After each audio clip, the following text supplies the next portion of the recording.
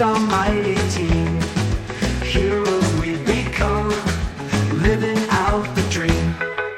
Roll the dice, feel the thrill, monsters we will overthrow.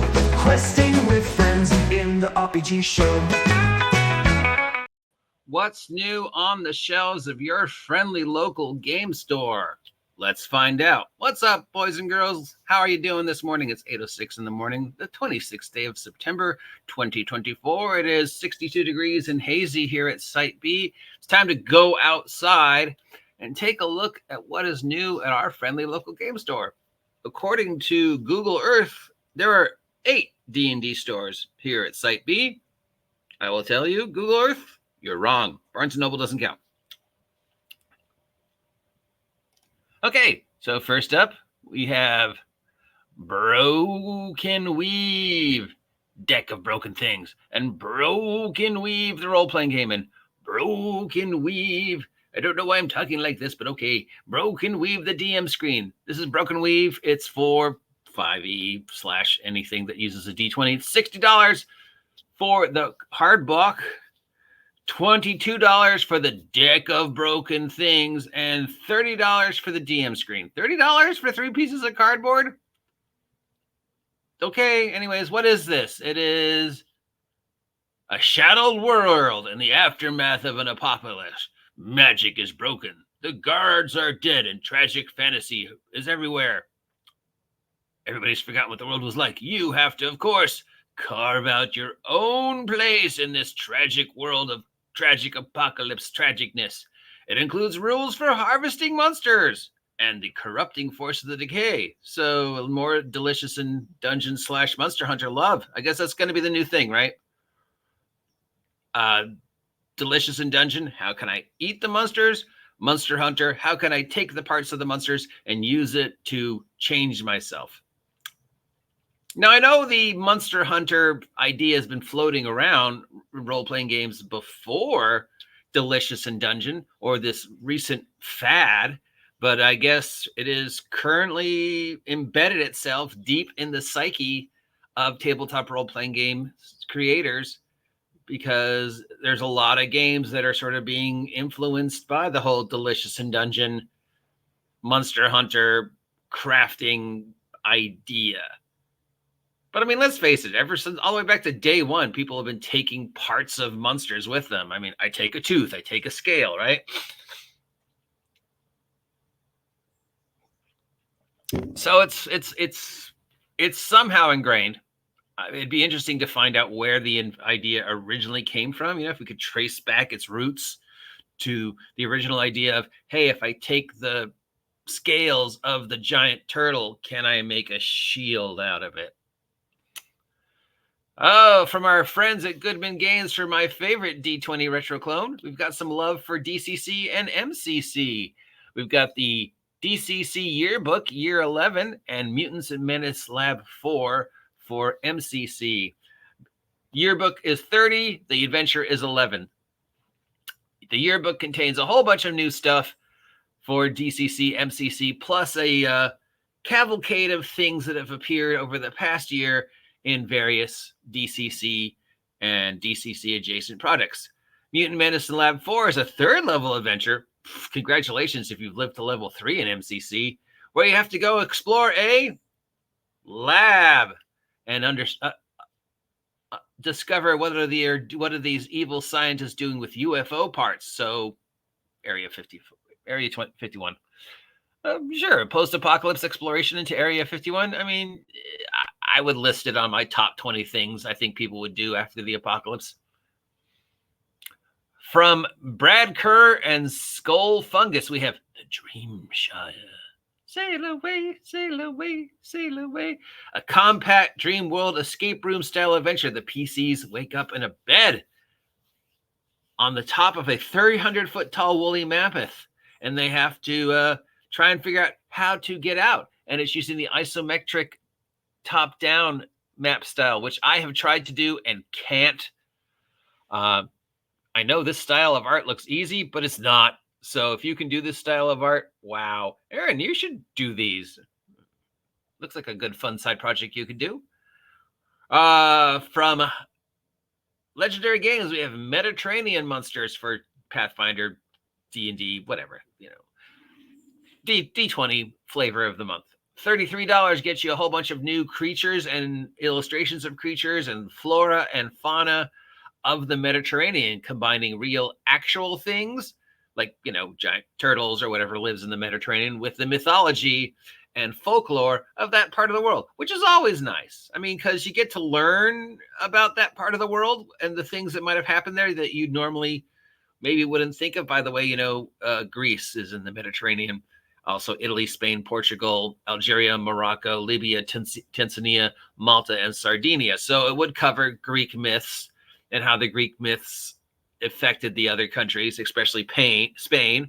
And then, of course, how Spain's present affected the other countries because, it's at one point in time, Spain controlled the oceans and how those things changed. So that's cool. I mean, $33 for both a little history and a little better understanding of the world and the mythology and the folklore and how one culture affects another culture, either through trade or more likely through conquest.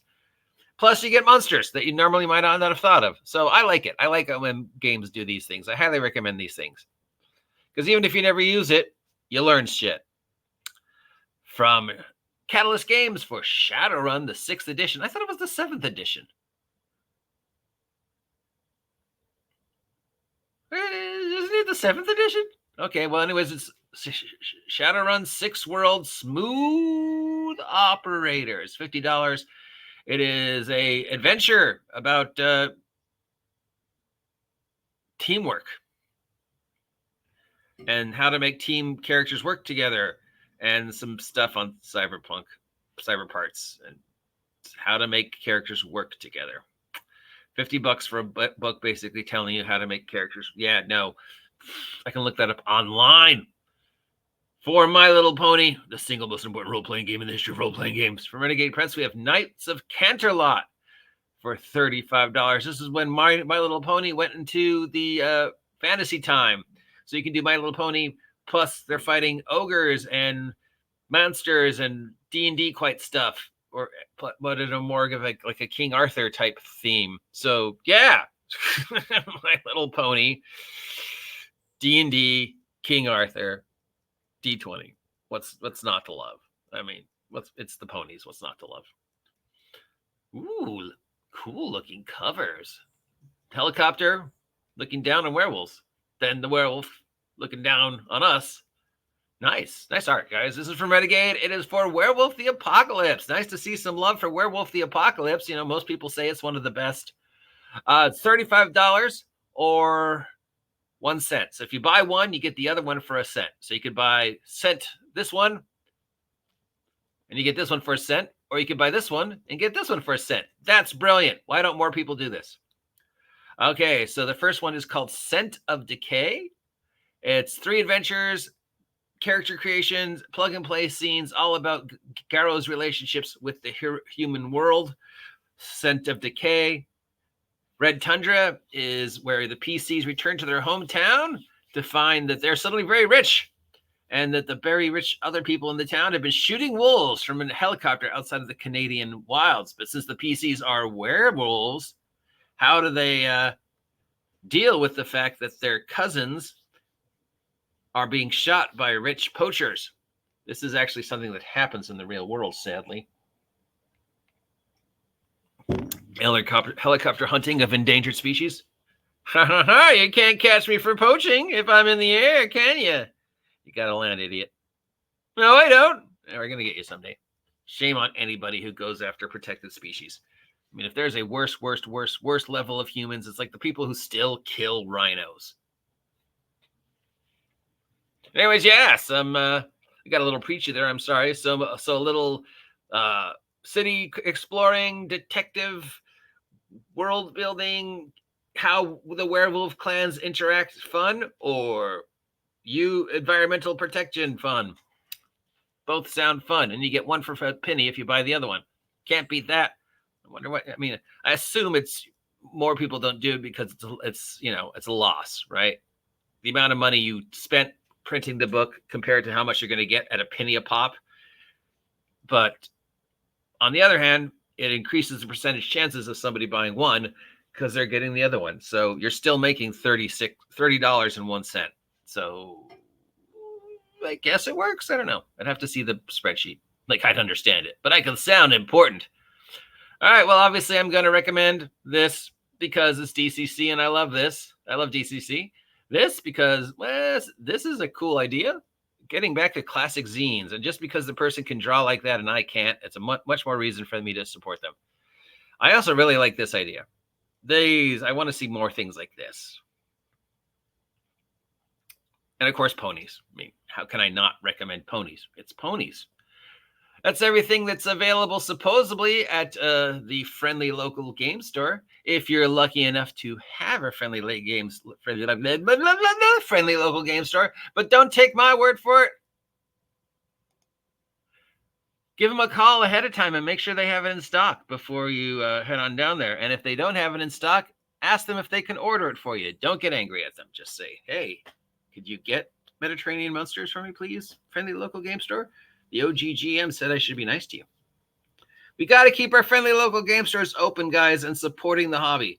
I mean, again, Google Earth says that I have 8 D&D stores where I live, but none of them actively support role-playing games. I mean, they might carry the product because they have to, especially if they're also companies that carry Magic the Gathering. But they're not doing supported organized play. I don't see any posts on any of the neighborhood meetup type sites here saying, hey, I'm starting a new game over at such and such. Want to join? No. Most of the 8 D&D stores listed, well, one is the Warhammer store. One is Barnes & Noble. One is a store that's not there. A couple of the other stores aren't technically here in Site B. They're in another city that is just, I guess, adjacent. It's still technically in my area code, according to, but yes, for where I live, as I've repeatedly said hundreds of times, I'm in a 20-minute drive of over a dozen stores, none of which actively support role-playing. And Google Earth proves it. Yeah. So keep your tabletop role-playing game stores open, support them, let them know that you are there to role-play, not buy Funko Pops, not buy Magic cards, but role-playing, and encourage them to support role-playing as much as they can. Even if you buy just 1 dice every time you walk in, you're helping them stay open, and we need them to stay open. They're so important. I don't know where I'd be today if it wasn't for Seth's Games and Anime. So, yeah. All right, enough preaching.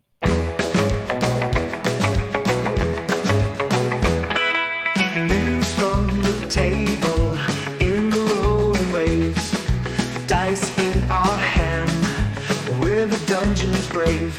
Adventures tonight with our mighty team. Heroes